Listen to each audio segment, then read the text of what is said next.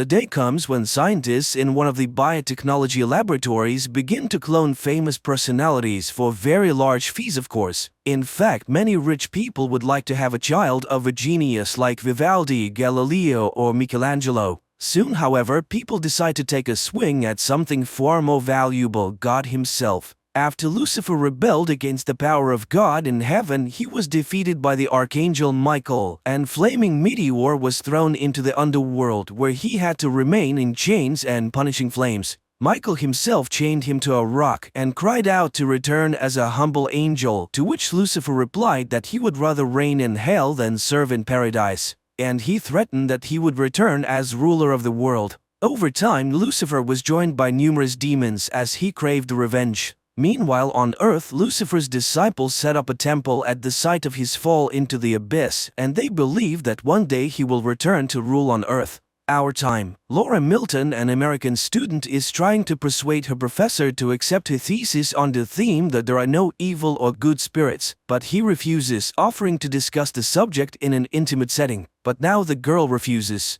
At the same time, a rare exhibition begins at the museum, the Shroud of Turin, which contains the DNA of Jesus and is a record of the fact of his resurrection. Everything is on display. Laura enters the museum after receiving a pass, a badge from a priest she knows. Marconi explains that Christ was wrapped in the shroud the day he died, but that when he rose from the dead, his body shone so brightly that his imprint remained on the cloth. Thus, the shroud is a picture of Jesus. The priest then escorts Laura to the statue of the Archangel Michael, who has been brought to the museum to guard the shroud. The War of the Angels was the first war and the first evil, but Laura disagrees. Evil is not an external mystical force, it is a personality, and when trouble happens to loved ones, it is foolish to blame the devil. But Marconi is sure that only Michael stands between the devil and men. There are many prophecies that Lucifer will return, but the father hopes that he will not find a way out. The priest leaves to go about his business, and Laura gets comfortable and begins to draw. Suddenly, she hears her name, but no one is around. She calms down and continues to work.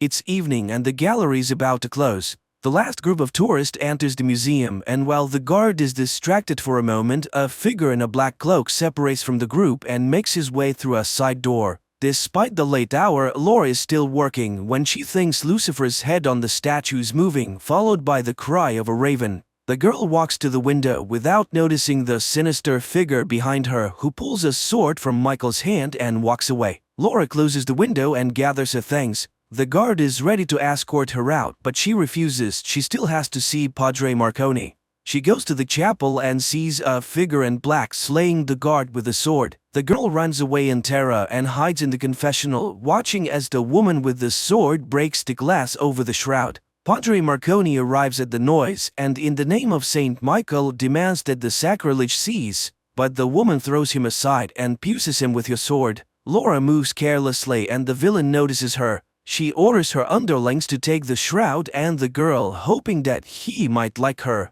The bandits leave while the mortally wounded priest summons the Archangel Michael to occupy his body and defeat his enemies. Immediately, a luminous whirlwind descends from the heavens and the father comes to life. He tries to catch up with the villains, but they drive away. The plot is moved to a private auction where one of the scientists, Dr. Laurent, explains that he has managed to create a procedure by which he can grow babies from the DNA of great men, thus resurrecting the most prominent figures in the history of mankind. And as proof, he presents the reincarnation of the great Vivaldi and his proud parents. The next lot, he presents the new Michelangelo Buonarroti, and the whole rises in a burst of delight. The bidding begins when a woman in black appears in the gallery and beckons to the doctor. He rushes to her call. The pair travel to the devil's castle where the doctor sees the shroud. At last, Lucifer will have a decent home. Meanwhile, Laura is dragged into some room where several girls are already sitting in chains.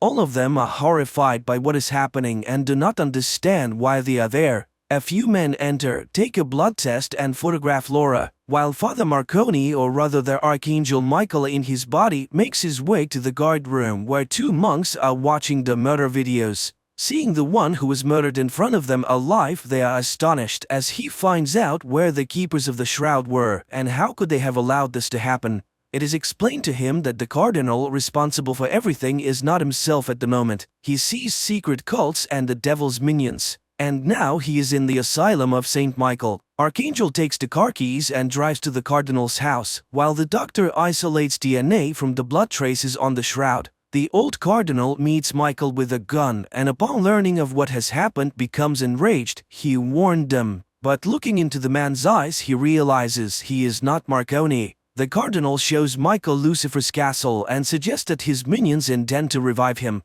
He reminds him the scriptures say that one day the devil will be freed from his chains and will rise from the underworld. Apparently the time has come. Two monsters are responsible for his release, a woman and an underground monster, but only Michael himself or God can set Lucifer free.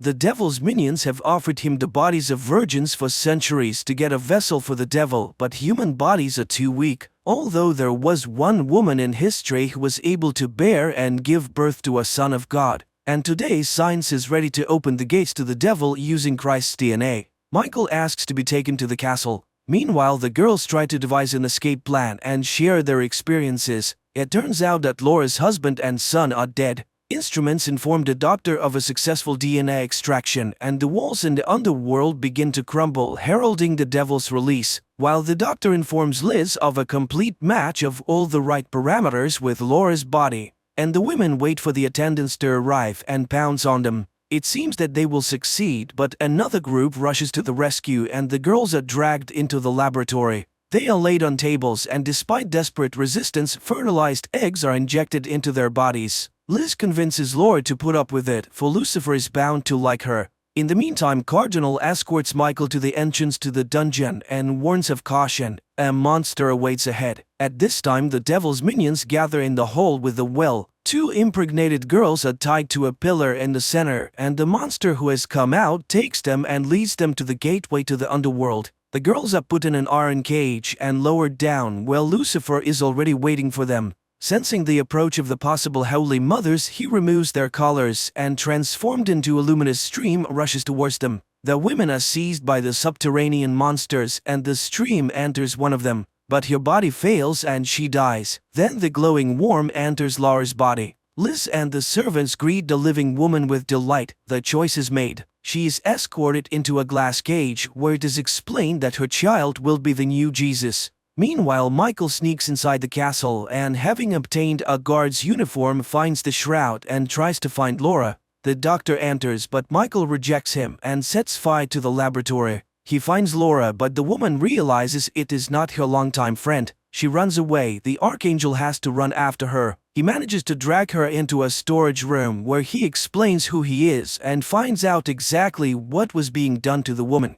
The couple escapes when Liz is informed that the shroud is missing. She gives an order to detain Laura at all costs, and the guards rush in after her. Laura and Michael in the meantime try to hide from the underground monster in narrow passages, but it catches up with them and attacks the Archangel. And while he wages a hard fight, Laura is grabbed by the guards. The enraged woman threatens Liz to kill herself and the child, and she orders her to be taken to a cell. Meanwhile, Michael is captured and put on a chain in the dungeon while Laura is tied to a bed. Liz is willing to do anything to keep the baby. After gathering all his strength, Michael breaks the chains and frees himself, while the castle guards search for the shroud hidden in the dungeon. The monster manages to see the Archangel descend into the underworld. After reaching the bottom, he's attacked by the imprisoned souls and discovers that Lucifer has been freed and his sword is missing. Then the demon of greed, Mammon, flies to him and announces that they will soon close the gate and Michael will remain here instead of Lucifer, and he scoffs at his foolishness to come down in a mortal body. The Archangel is chained to the rock with Lucifer's sword. Laura meanwhile sees her child in an ultrasound, and he suddenly calls out her name. The woman wakes up terrified and sees Liz nearby, who finds out what Lucifer told her, and then tells the story of a brave warrior and a tyrant who were equals. But the tyrant wanted the warrior to be his slave, but he refused, and soon he would rise up and join the fight. Laura speaks unflatteringly of the demon, for which she is slapped in the face. After which Liz explains the transformation happening to her body by the need to make it comfortable for the divine child. But the woman doesn't want to accept her imposed role as the mother of an incomprehensible creature. Meanwhile, the people who were given to Lucifer come to Michael, pronouncing the oath, "Saved one, saved all," and questioning him about his origins. Discovering that it is Michael himself, they demand proof, but Michael needs a sword. At this point, they are attacked by demons. The men flee. Laura is again visited by the worm Lucifer. He goes inside her. He speaks to her and convinces her to give birth to the baby he wants, after which she can do what she wants, even kill Liz. The woman calms down and sees herself with the baby in her arms. But one day she frees herself and terribly mutilates the guards and escapes from the ward. When she sees the consequences of her actions, she is horrified. What has been done to her? She manages to make her way to a warehouse, and after locking herself inside, she drinks a canister of chlorine. Liz finds it and promises that soon Lucifer will consume her completely, and then she will find peace. But then Laura suddenly gains unprecedented strength, grabs the hated Liz, and spews the contents of her stomach on her. From Laura's womb, Lucifer himself begins to speak to Liz and demands that the woman be killed as soon as he is born, and to destroy all who knows of what is happening. Laura is imprisoned in a glass sarcophagus to prevent any further attempts to kill the child, and Lucifer returns to the underworld where he sees Michael and taunts him. He offers an alliance that no one will be able to defeat, but the Archangel refuses to support the rebel. He thanks Michael for his new home, the body of Jesus himself, which will be his own. Lucifer flies away, and the Archangel suddenly realizes this is not at all what he thought. It is not the devil but God who has chosen Laura. She will give birth to Christ, not the devil's vessel. He asks the people to bring his sword, but the demons are close and the sword is heavy. But two men risk their lives to bring the weapon, and Michael is set free. He dispels the demons and promises to return for his saviors. Michael returns to Earth and finds the shroud. Then he goes to Laura's sarcophagus. He is horrified to see her change and tries to tell her that this child is not evil at all. It is he who will defeat the devil. But Laura gets out and throws Michael away. Then she stands over him and tells him that the waters are already breaking. Searing jets pour out on the Archangel and he screams in pain. Losing his strength, Laura places Michael in her lap and demands that he kneel. He refuses and the woman sinks her fingers into his neck. With the last of his strength, Michael promises that the devil will not be able to control the child. He is the one who will defeat Lucifer because the blood of Christ does not flow and good is always stronger than evil. Enraged, Laura throws Michael aside and begins to destroy everything around her. But then the birth begins. The devil's followers gather in the castle courtyard while Liz takes the born baby away. Laura is thrown down the well and the monster takes a chain with a sharp tip and goes into the courtyard. Liz brings the baby out and shows it to the assembled people. The end of God's tyranny has come. She orders the people to kneel and calls upon Lucifer to receive the baptism of blood. At the same moment, the monster begins to spin his terrible weapon, crushing everyone in the courtyard. At this time, Michael comes to his senses and goes out into the yard as the doctor kisses the baby and dies under the blows. Liz carries the baby away, and Michael finds Laura, who has managed to hold onto the edge of the well, and pulls her out. The pair catch up with Liz's car, and while Laura picks up her baby, Michael calls him the God who chose his mother. He asks the woman to find the cardinal and goes to the well himself. He seals the entrance to the underworld where all the demons of hell have rushed, but the monster rejects him and opens the gates again. And then Michael detonates the explosives he set earlier. The castle explodes to the great joy of the cardinal. A bit later, the cardinal and Laura with the child in her arms come to the temple and return the shroud.